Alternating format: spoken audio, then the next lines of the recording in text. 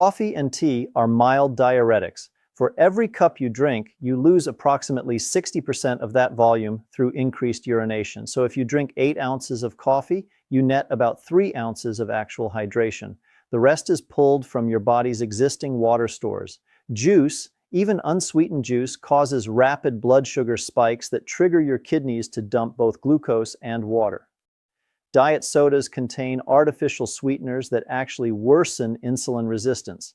The only beverage that truly hydrates is plain water. Everything else is supplementary at best, counterproductive at worst. Think of it this way: if you have a checking account that needs $1,000 to avoid overdraft fees, would you deposit $1,000 knowing the bank immediately withdraws $600? You'd still be short. That's what coffee and tea do to your hydration status. Mistake number 2, drinking cold water straight from the refrigerator, especially first thing in the morning. This might surprise you because cold water feels refreshing. But here's what happens physiologically. When ice-cold water hits your stomach, especially when your core body temperature is still low from sleep, your blood vessels immediately constrict. This is your body trying to maintain core temperature. When blood vessels constrict, circulation decreases dramatically.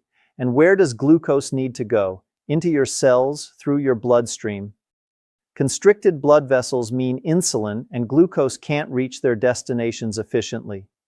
Additionally, cold water in an empty stomach shocks your digestive system. This triggers a stress response, which releases cortisol. And what does cortisol do? It signals your liver to dump stored glucose into your bloodstream. You've just created a morning blood sugar spike before you've even eaten breakfast. Room temperature water, or better yet warm water, keeps your blood vessels relaxed and open. Circulation remains optimal. Your stress response stays calm. Your morning blood sugar stays stable.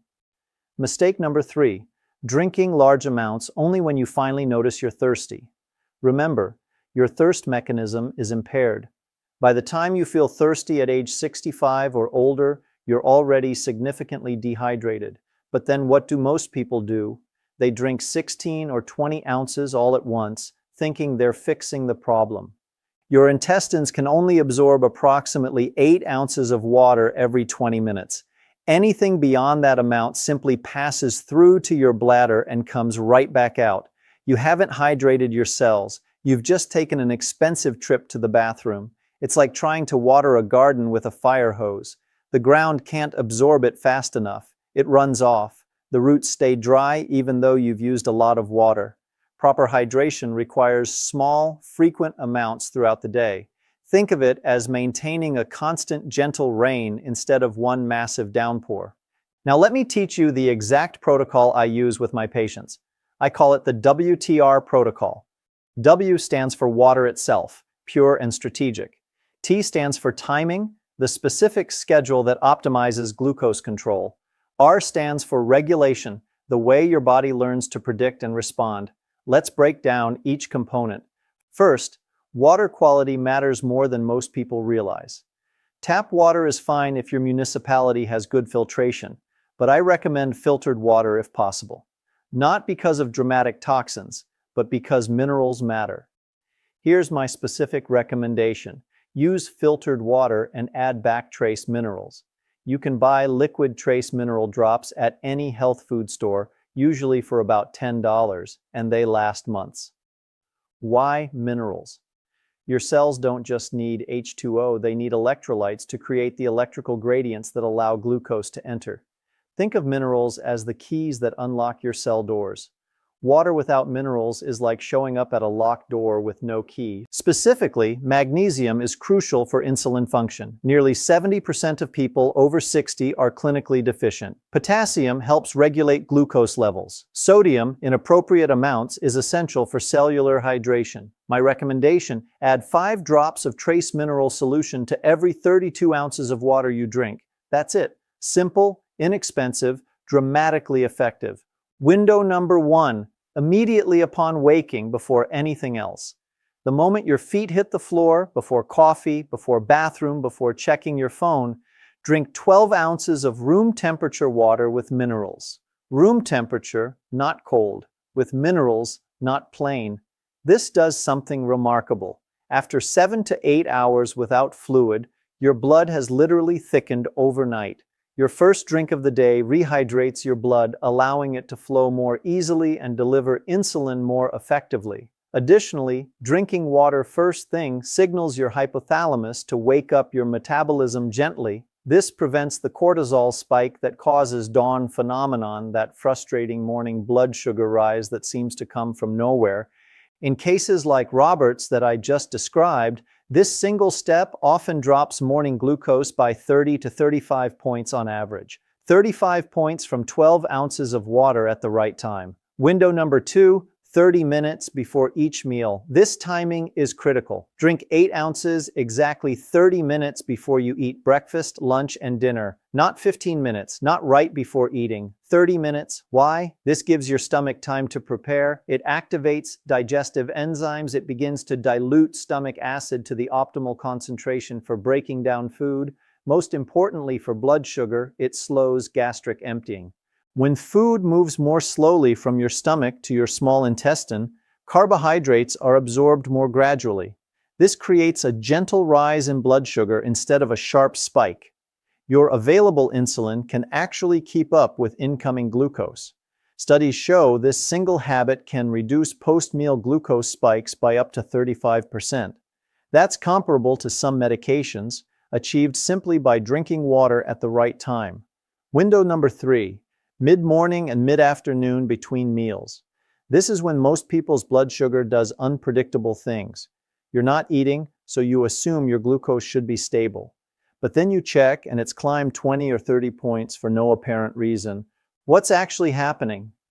Dehydration. As your blood loses water through normal metabolic processes, it becomes more concentrated.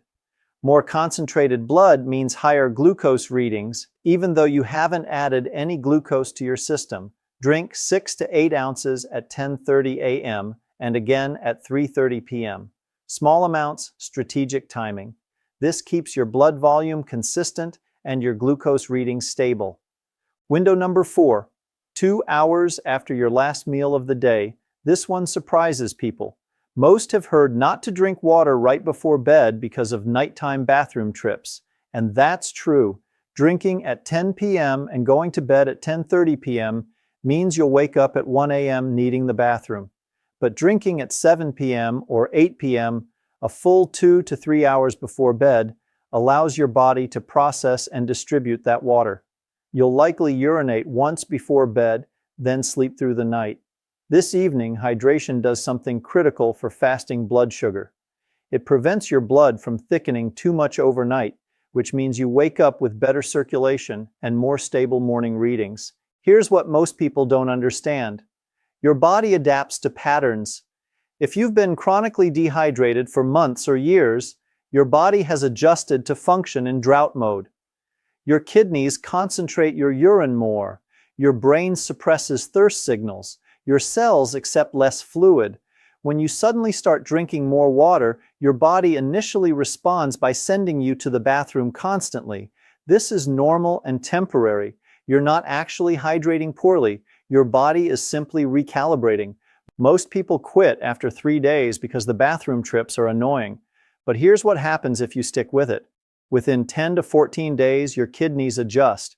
Your bladder learns to hold more comfortably. Your cells begin accepting more water. The bathroom urgency decreases dramatically while true cellular hydration improves.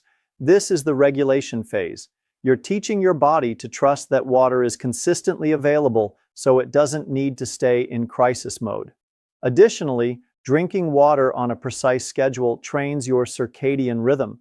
Your body begins anticipating these hydration windows and preps your metabolism accordingly. This creates remarkably stable blood sugar patterns over time. So what actually happens when you implement the WTR protocol? Let me give you realistic expectations week by week. Week 1, you'll be in the bathroom more than usual. I'm not going to lie to you about this, it's annoying, but it's temporary. Your body is flushing out years of accumulated metabolic waste. Push through this week. Blood sugar-wise, you might see small improvements, maybe 5 to 10 points lower on average. Nothing dramatic yet. Some people feel slightly more energetic, Most don't notice much beyond bathroom trips. Week 2, bathroom frequency starts normalizing. Most patients tell me by day 10 or 11, they're not constantly looking for restrooms anymore. Blood sugar readings begin showing more consistency. Not necessarily lower every time, but less random variation. The spread between your highest and lowest reading each day starts narrowing. Week 3, this is where people typically have their breakthrough moment. Morning fasting glucose begins dropping noticeably, 15, 20, sometimes 25 points lower than your previous average. Post-meal spikes become more predictable and less dramatic. Most importantly, you start feeling different. Mental clarity improves. That afternoon, energy crash lessens. Some patients tell me their joint pain decreases because inflammation drops when you're properly hydrated. Week 4 and beyond, blood sugar control continues improving. Many patients see their A1C drop by 0.5 to 0.8 points over 3 months. Some, under their doctor's supervision, can reduce medication dosages. Typical feedback at the 12-week mark sounds like, "I haven't had a single reading over 160 in 3 weeks. Before this protocol, I was over 180 almost daily. My doctor cut my evening metformin dose in half."